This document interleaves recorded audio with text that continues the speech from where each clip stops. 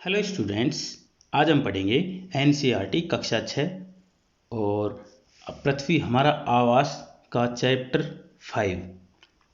इसका नाम है पृथ्वी के प्रमुख परिमंडल।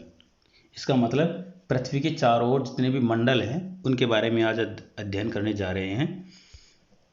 जैसा कि आप पहले पढ़ चुके हैं कि पृथ्वी एकमात्र ऐसा ग्रह है जहाँ जीवन है, मानव यहाँ जीवित रह सकता है, क्योंकि जीवन के लिए आवश्यक तत्व भूमि, जल तथा हवा पृथ्वी पर मौजूद है।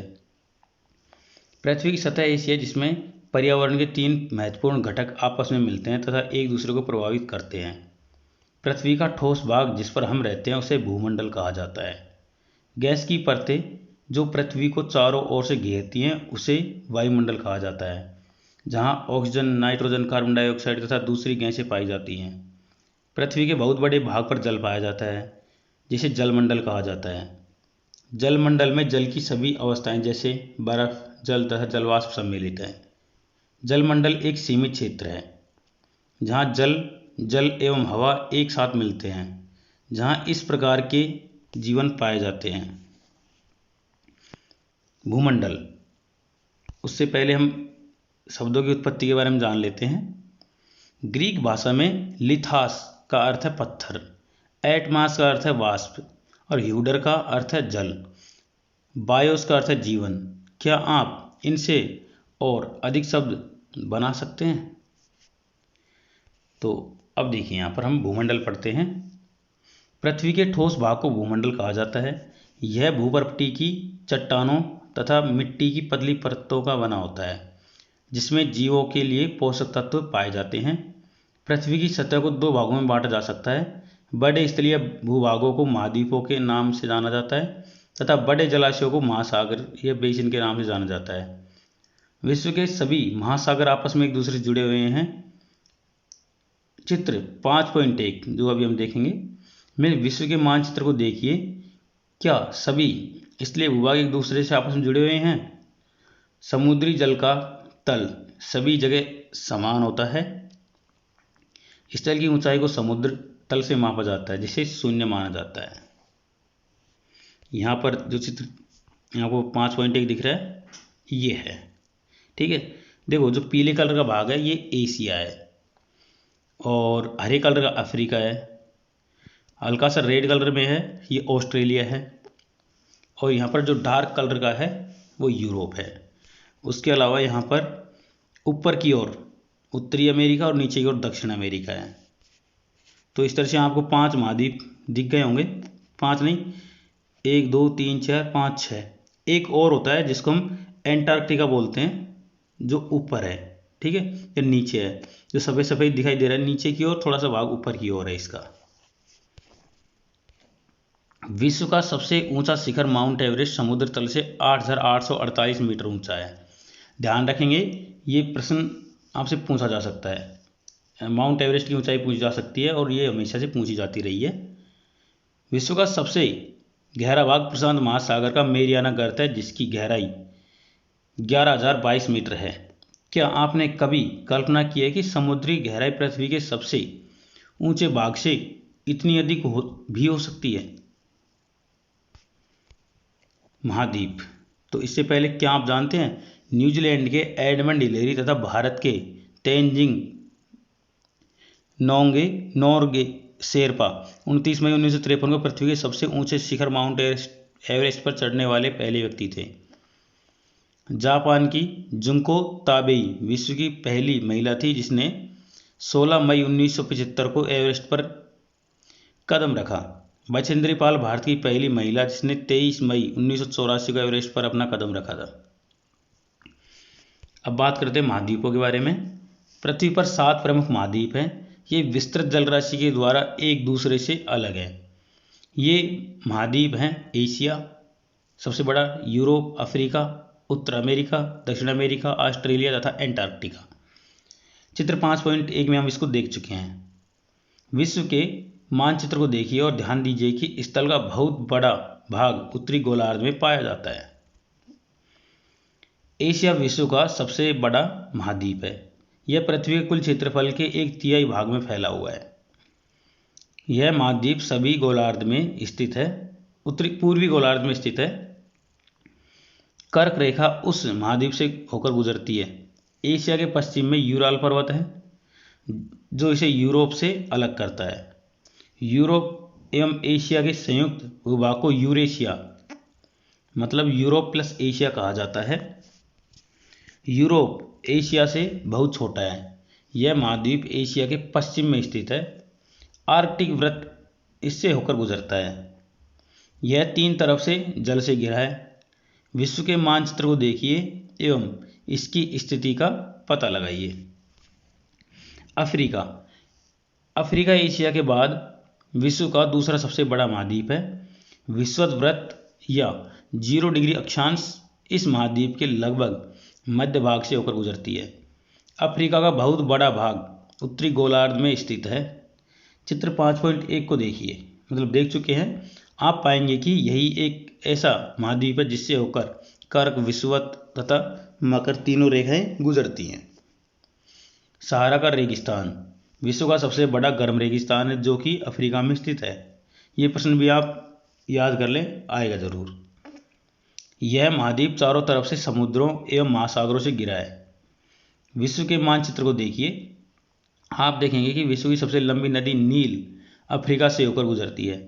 अफ्रीका का मानचित्र देखिए तथा बताइए कि कर्क रेखा, मकर रेखा तथा विषुवत रेखा, विषुवत वृत्त इनके किन किन भागों से होकर गुजरता है। नेक्स्ट है उत्तर अमेरिका। विश्व का तीसरा सबसे बड़ा महाद्वीप है। यह दक्षिण अमेरिका से एक सक्रिय स्थल से जुड़ा है जिसे पनामा संधि कहा जाता है। यह महाद्वीप पूरी तरह से उत्तरी एवं पश्चिमी गोलार्ध में स्थित है। यह महाद्वीप 3 महासागरों से घिरा है। क्या आप इन महासागरों के नाम बता सकते हैं? अब हम नेक्स्ट बात करेंगे दक्षिण अमेरिका की, जो नीचे पीले कलर में दिखाई दे रहा है। दक्षिण अमेरिका का अधिकांश भाग दक्षिणी गोलार्ध में स्थित है, मतलब नीचे वाले गोलार्ध में स्थित है। इसके पूर्व एवं पश्चिम में कौन कौन से 2 महासागर स्थित हैं, आप बता सकते हैं? विश्व की सबसे लंबी पर्वत श्रृंखला एंडीज इसके उत्तर से दक्षिण की ओर फैली है। चित्र 5.1 में देख सकते हैं, जो पहले है ना। मैं आपको फिर से बताता हूँ। ये देखिए, ये रहा, जो ये लाल कलर का दिखाई दे रहा है ना, एंडीज पर्वतमाला है ना। पीले कलर का दक्षिण अमेरिका है और इसमें लाल कलर की जो लाइन दे रखी है ये एंडीज पर्वतमाला है ना। और एक प्रश्न पूछा गया था कि इसके उत्तर और दक्षिण में कौन कौन से महासागर हैं, तो अटलांटिक महासागर उत्तर में और दक्षिण में प्रशांत महासागर है। ठीक है, चलिए अब अपने वहीं पर चलते हैं। दक्षिण अमेरिका में विश्व की सबसे बड़ी नदी अमेजन नदी बहती है। अब बात करेंगे हम ऑस्ट्रेलिया के बारे में। विश्व का सबसे छोटा महाद्वीप है ऑस्ट्रेलिया, जो कि पूरी तरह से दक्षिणी गोलार्ध में स्थित है। यह चारों तरफ से महासागरों तथा समुद्रों से घिरा है। इसे द्वीपीय महाद्वीप कहा जाता है, मतलब देखने में द्वीप की तरह लगता है, छोटा है इसलिए। एंटार्क्टिका एक बहुत बड़ा महाद्वीप है। अब एंटार्क्टिका के बारे में बात कर रहे हैं हम। ये बहुत बड़ा महाद्वीप है जो कि दक्षिणी गोलार्ध में स्थित है। दक्षिणी ध्रुव इस महाद्वीप के मध्य में स्थित है। चूंकि यह दक्षिण ध्रुव क्षेत्र में स्थित है, इसलिए यह हमेशा मोटी बर्फ की परतों से ढका रहता है। यहाँ किसी भी प्रकार का स्थायी मानव निवास नहीं है। बहुत से देशों के शोध केंद्र यहाँ स्थित हैं। भारत के भी शोध संस्थान यहाँ है, जिनका नाम है मैत्री तथा दक्षिण गंगोत्री। अब हम बात करेंगे जलमंडल की। स्थलमंडल के बारे में पढ़ चुके हैं। तो सबसे पहले ये चित्र देखिए, इसमें आपको दिखाई दे रहा होगा कि 97.5% जगह पर सिर्फ महासागर हैं और बचे हुए शेष 2.5% जगह पर एलवण जल है, मतलब मीठा पानी है। मतलब खारा पानी 97.5% जो समुद्र का होता है, और जो 2.5% है वो मीठा पानी है पीने लायक। पृथ्वी को नीला ग्रह कहा जाता है। पृथ्वी का 71% भाग जल तथा 29% भाग स्थल है। ये प्रश्न भी याद कर लें, ये प्रश्न पूछा जाएगा आपसे, है ना। ये प्रश्न भी पूछा जाता रहा है पिछले कई सालों में।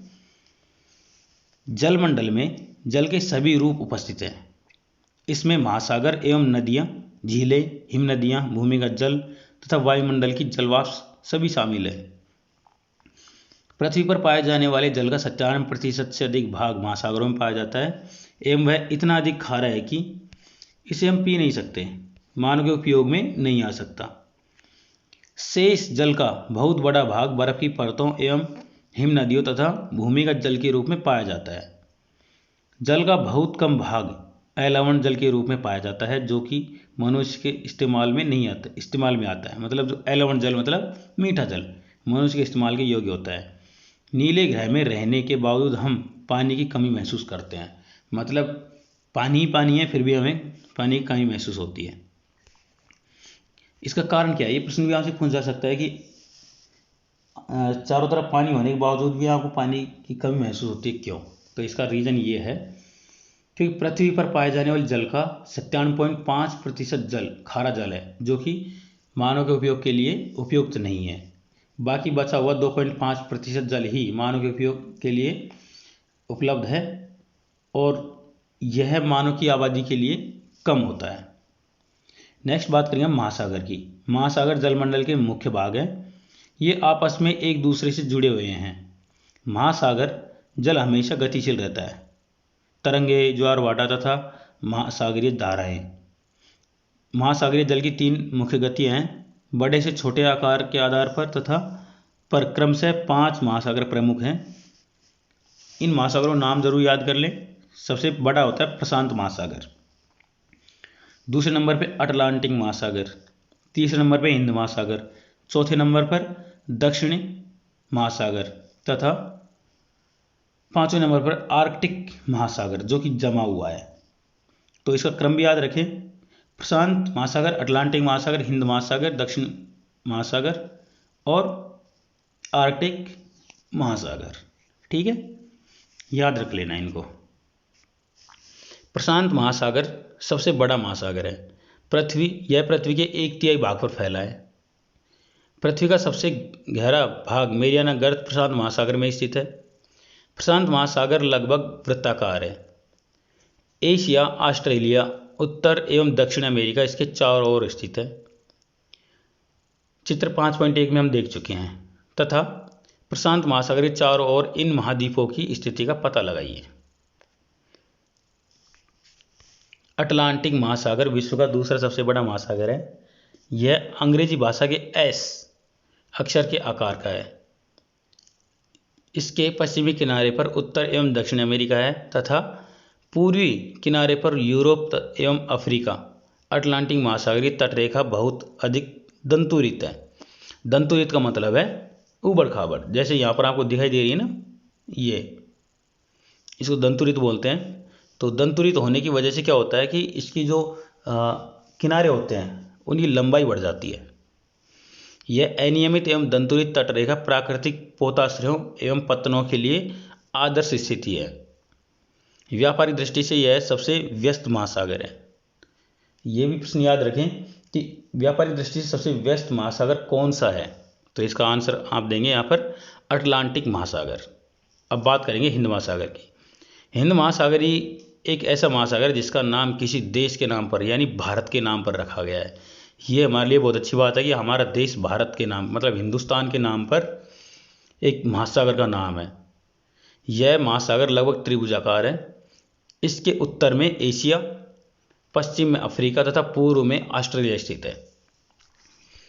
दक्षिण महासागर अंटार्कटिका महाद्वीप को चारों ओर से घेरता है। यह अंटार्कटिका महाद्वीप से उत्तर की ओर 60 डिग्री दक्षिण अक्षांश तक फैला हुआ है। आर्कटिक महासागर उत्तर ध्रुव वृत्त में स्थित है तथा यह उत्तर ध्रुव के चारों ओर फैला है। यह प्रशांत महासागर से छिछले जल वाले एक सक्रिय भाग से जुड़ा है जिसे बेरिंग जल संधि के नाम से जाना जाता है। यह उत्तर अमेरिका में उत्तरी तटों तथा यूरेशिया में गिरा है। अब हम बात करेंगे वायुमंडल की। तो ये चित्र आप जरूर याद रखें। सबसे पहले क्षोभ मंडल, फिर समताप मंडल, फिर मध्य मंडल, आयन मंडल, फिर वायुमंडल। ये 5 मंडल होते हैं, इनका क्रम भी याद रखें। पृथ्वी के सबसे नज़दीक जहाँ पर हम रहते हैं वो क्षोभ मंडल होता है। उसके ऊपर आता है समताप मंडल जहाँ पर तापमान एक जैसा रहता है, बदलता नहीं है। फिर बीच में आता है मध्य मंडल, फिर आयन मंडल और फिर बहिर्मंडल जो सबसे बाहर की ओर होता है। तो वायुमंडल, हमारी पृथ्वी चारों ओर से गैसों की एक परत से घिरी हुई है जिसे वायुमंडल कहा जाता है। वायु की यह पतली परत इस ग्रह का महत्वपूर्ण एवं अटूट भाग है। यह हमें ऐसी वायु प्रदान करती है जिससे हम लोग सांस लेते हैं। यह वायुमंडल हम लोगों को सूर्य की कुछ हानिकारक किरणों से बचाता है। वायुमंडल 1600 किलोमीटर की ऊंचाई तक फैला है। वायुमंडल को उसके घटकों, तापमान तथा अन्य के आधार पर 5 परतों में बांटा जाता है। इन परतों को पृथ्वी की सतह से शुरू करते हुए क्षोभमंडल, समतापमंडल, मध्यमंडल, आयनमंडल तथा बहिर्मंडल कहा जाता है। वायुमंडल मुख्यतः ऑक्सीजन एवं नाइट्रोजन का बना है, जो कि साफ तथा शुष्क हवा का 99% भाग है। आयतन के आधार पर नाइट्रोजन 78%, ऑक्सीजन 21% तथा दूसरी गैसें जैसे कार्बन डाइऑक्साइड गैस, ऑर्गन आदि की मात्रा 1% है। ऑक्सीजन सांस लेने के लिए आवश्यक है, जबकि नाइट्रोजन प्राणियों की वृद्धि के लिए आवश्यक है।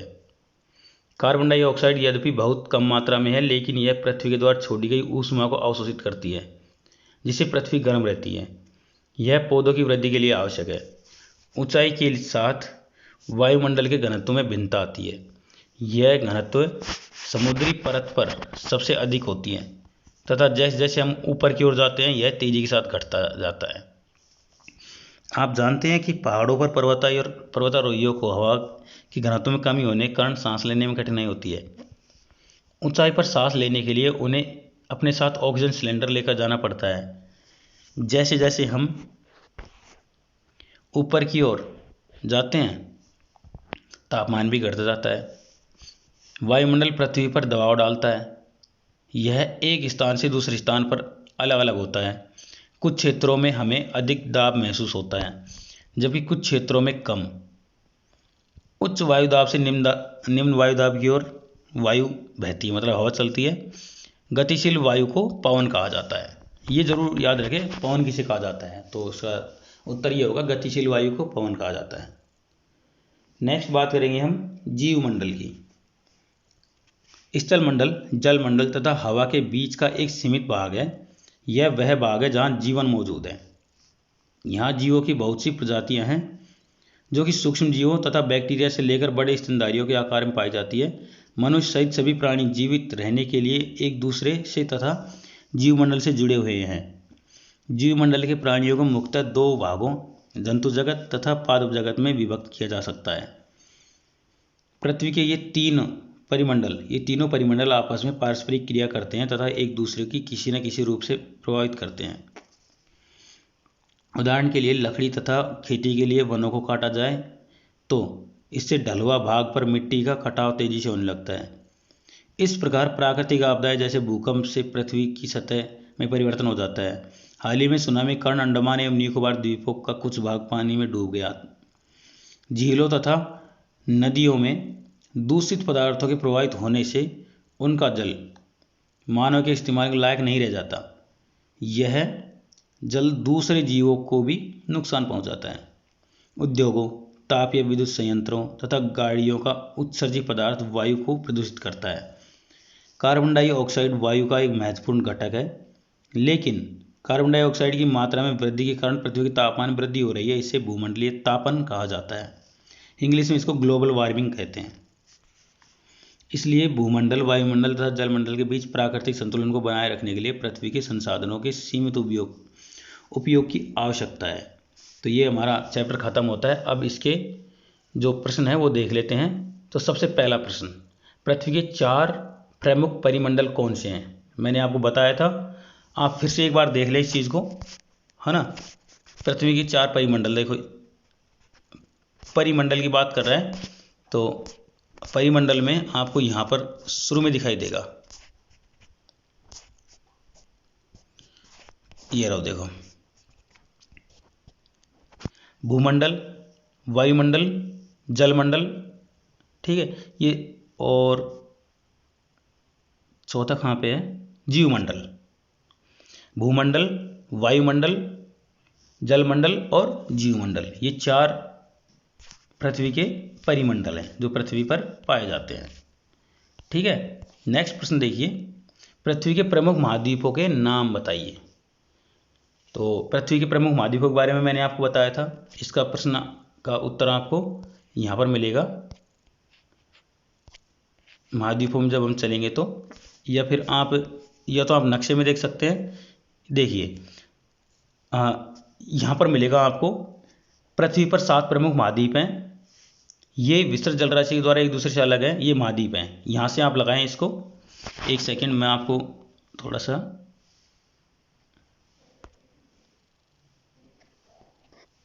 हाँ देखिए, मैं लगा रहा हूँ यहाँ पर इसके प्रश्न उत्तर। तो ये यहाँ से लेकर और यहाँ तक इसका आंसर हो जाएगा। ठीक है, ये हो गया हमारा दूसरा प्रश्न। आगे चलें, तीसरा प्रश्न देखिए क्या है। ये रहा, 2 महाद्वीपों के नाम लिखिए जो पूरी तरह से दक्षिणी गोलार्ध में स्थित हैं। तो ये हम नक्शा देखकर बता सकते हैं। तो चलिए हम विश्व के नक्शे में चलते हैं। दक्षिणी गोलार्ध कौन सा है, नीचे की ओर का। तो हमें 2 महाद्वीप बताने हैं। तो देखिए, एक तो ये रहा, ठीक है, ऑस्ट्रेलिया। और दूसरे की बात करें तो दक्षिण अमेरिका। ये 2 जो मैंने गोले बनाए ना, ये पूरी तरह से दक्षिणी गोलार्ध में स्थित हैं, क्योंकि ये नीचे वाला जो भाग है दक्षिणी गोलार्ध है।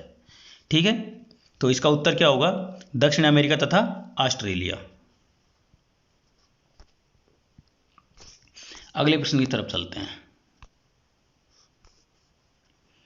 अगला प्रश्न है, वायुमंडल की विभिन्न परतों के नाम लिखिए।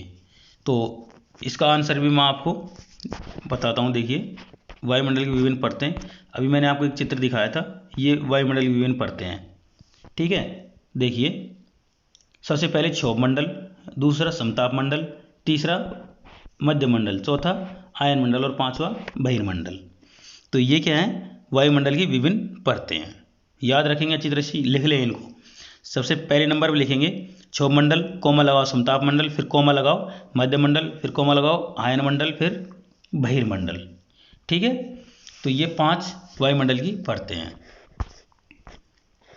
नेक्स्ट बात करें अगले प्रश्न की, पृथ्वी को नीला ग्रह क्यों कहा जाता है। देखो, इसका आंसर मैं तो बता सकता हूँ बिल्कुल आसानी से, लेकिन मैं आपको यहाँ पर चिन्ह लगवाना चाहूँगा, क्योंकि कुछ स्टूडेंट क्या करते हैं, किताब में चिन्ह लगाना पसंद करते हैं। तो इसके लिए हम चलते हैं, पृथ्वी को नीला ग्रह क्यों कहा जाता है, तो जलमंडल में चलते हैं। ये आ गया, देखिए एक सेकंड, मैं इनको हटा देता हूँ जो चिन्ह लगे हुए हैं।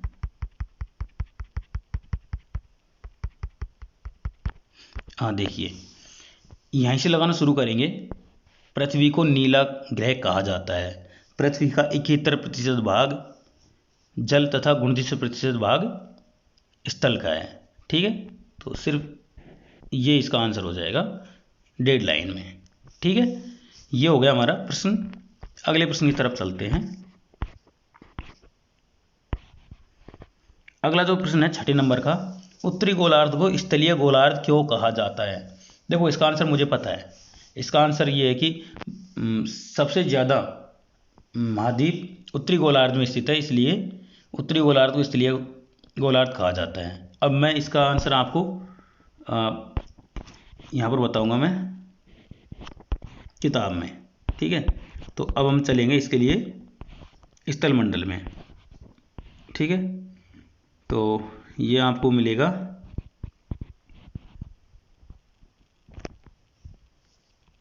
एक मिनट, महाद्वीपों में आ गए। तो ये अभी ढूंढना पड़ेगा थोड़ा सा।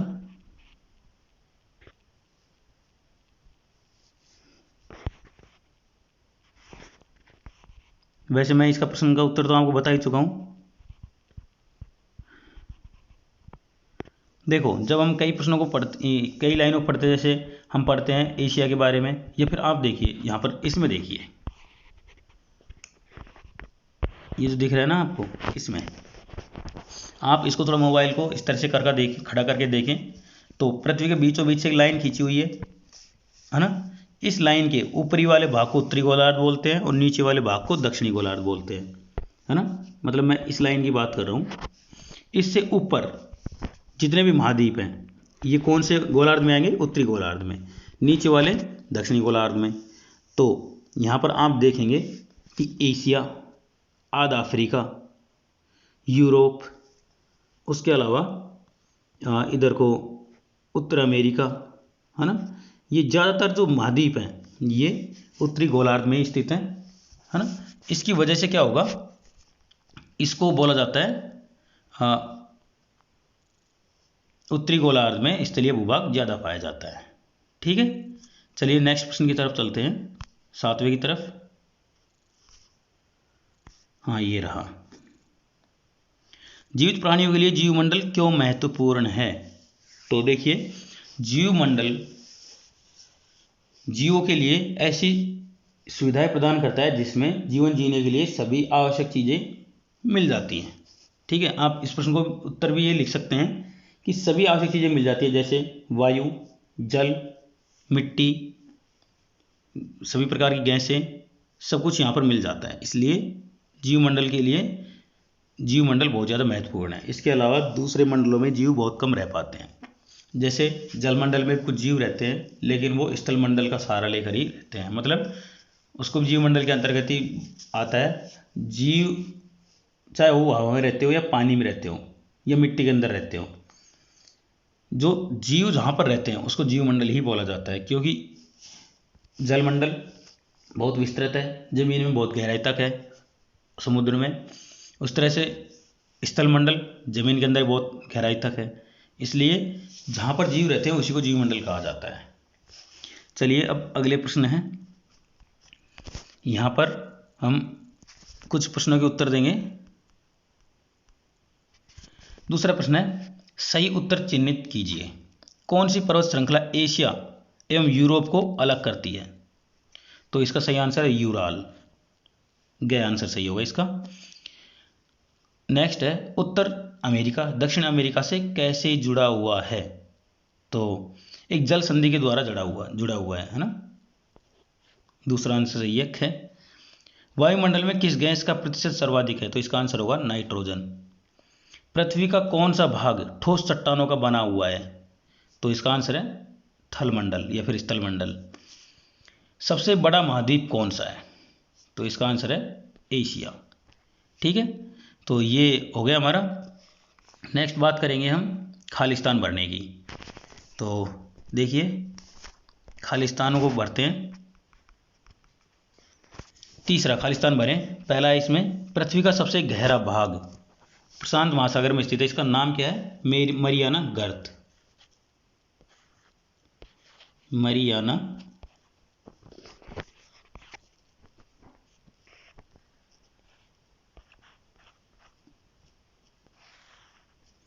गर्त, है ना।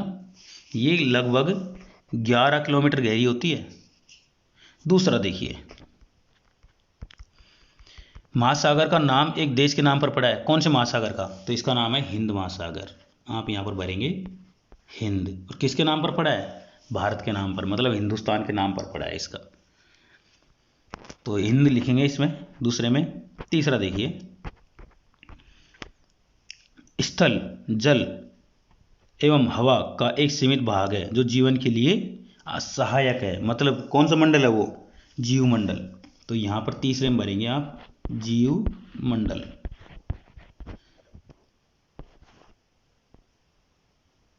जीव मंडल, ठीक है। आप लिख रहे हैं अच्छी तरह से, मुझसे यहाँ पर सही नहीं लिखा जा रहा क्योंकि पेन नहीं है मेरे पास में अभी, है ना। नेक्स्ट है, यूरोप एवं एशिया महाद्वीप को एक साथ कहा जाता है, क्या कहा जाता है? यूरोप प्लस एशिया, इसको मिलाकर बोला जाता है यूरोसिया। यूरोसिया, ठीक है। नेक्स्ट है, पृथ्वी पर सबसे ऊंचा पर्वत शिखर कौन सा है? Mount Everest. Mount Everest, Everest, ठीक है। माउंट एवरेस्ट भर लेंगे इस चौथे में। तो ये हो गया हमारा खालिस्तान भरने का ऑप्शन। देखते हैं आगे और क्या है या नहीं है। अगर नहीं है तो ये हमारे प्रश्नोत्तर हो गए।